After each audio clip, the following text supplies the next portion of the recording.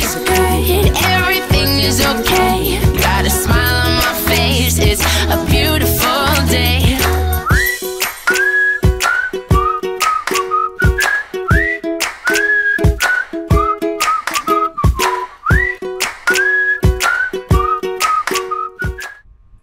Edward Barber, merong nais balikan?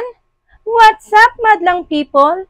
Thank you for tuning in. Ako po muli si Josepa dito sa Josepa, anong latest na nagatid sa inyo ng mga trending topic tungkol sa inyong mga favorite celebrity update? Sa kakatapos nga lamang na I Want ASAP episode, isiniwalat nga ni Edward Barber na merong siyang nais balikan.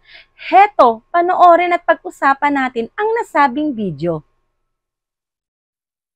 Hello! Yes, sir! We are live! What's up, online squad mates? Nandito tayo ngayon sa ASAP Studios, live na live for another afternoon hangout right here on I Want ASAP! Magandang tanghali. Yeah. Wow! Ano, guys, sa mga radio shows, ginagawa nila yun. Yeah, diba? maganda. Yeah, pero... Oh, ang taray doon ni Edward Barber, ha? Ang galing niya magtagalog doon. Oh, siya, plak na plak, di ba? Magandang araw po sa inyong lahat. At talaga namang parang gusto pang maging BJ. Talaga namang BJ na talaga itong si Edward Barber. Dahil bago pa man siya naging host, ay isa siyang BJ sa Mix. O, di ba? Siya. I-rewind natin ng very late. At talaga namang napaka-cute itong Edward Barber na to. Sa tuwing siya ay nagtatagalog. On I Want ASAP! Magandang tanghali. Yeah. Wow! Ano, guys, sa mga radio shows, ginagawa nila yun. Yeah, diba? maganda. Yeah, pero, ay, galing. Okay, masyadong magaling. Ginagalingan, Edward. Pero guys, I just want to celebrate the fact na sa lahat ng mga episodes natin sa I Want ASAP, yun ang first time na nagkasabay-sabay tayo sa... Yun bang first time? Sa I Want ASAP, diba? Pag online, pag Zoom. may may nagsasabay eh. Kaya, thank you guys. Minsan, We've, I want. Totoo naman ka dyan, Edward Barber, di ba? Talaga namang iba pa rin talaga kapag kayo'y magkakasama ng live na live at sobra namin kayong na-miss.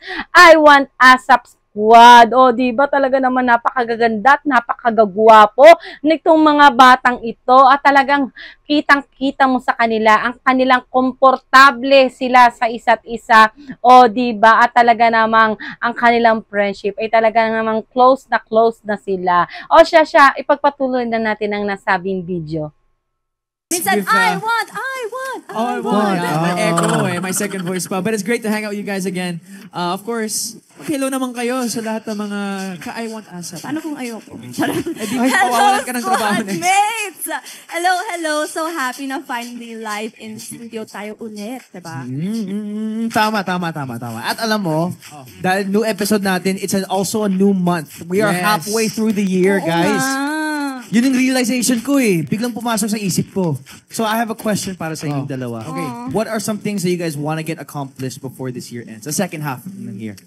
Ang bilis talaga. Ako, I want to go back to Germany.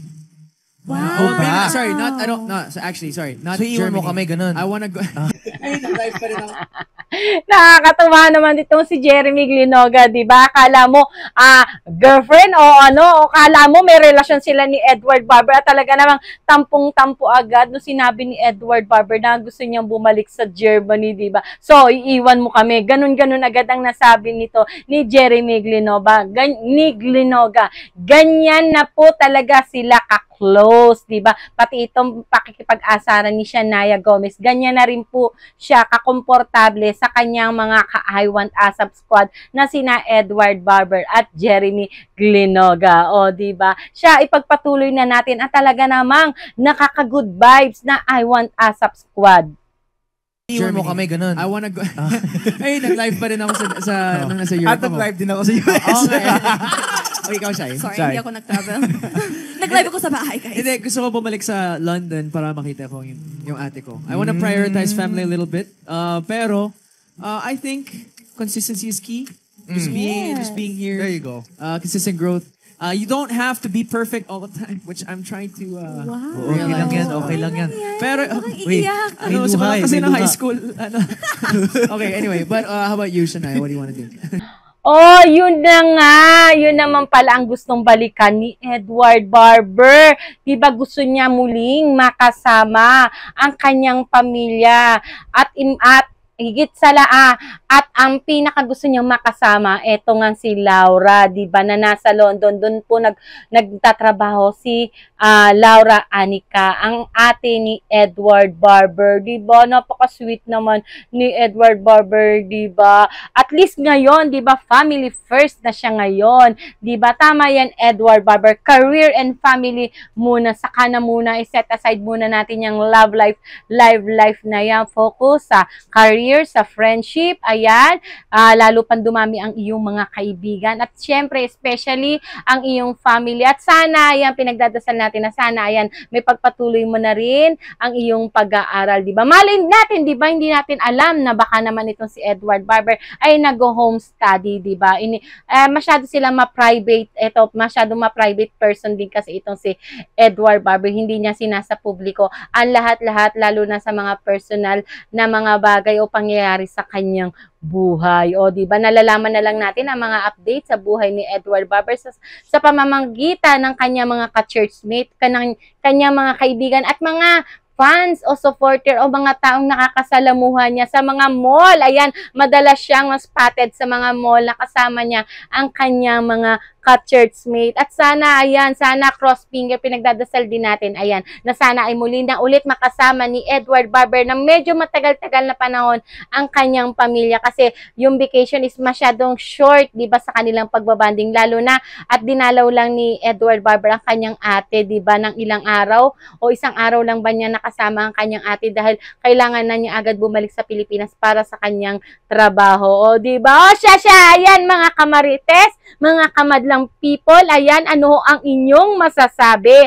Ayan, sa gustong mangyari ni Edward Barber, ayan, i-comment nyo na yan at atin yan pag-uusapan sa aking mga susunod na video. At sa mga nakagusto ng aking video ito, ay huwag po ninyo, ayan, huwag po ninyong kalimutang mag-subscribe. I-click po ang bell button para lagi po kayong updated sa mga latest video ko. Muli po, ako po si Josepa. Hanggang sa muli. Paalam! You make me feel